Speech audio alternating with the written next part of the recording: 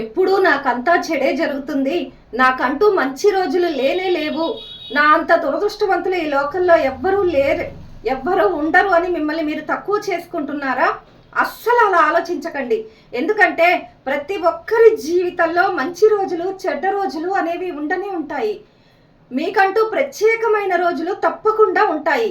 ప్రస్తుతానికి చెడ్డ రోజులు నడుస్తున్నాయా?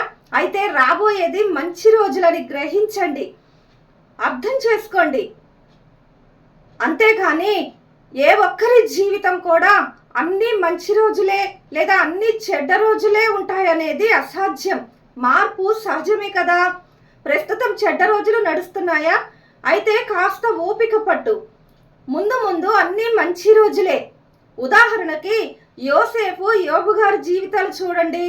ఒంటరితనంతో పలకరించే వారు కూడా లేకుండా యోసేపు గడ్డు రోజులు భరించినప్పటికీ ప్రధానమంత్రిగా మారలేదా?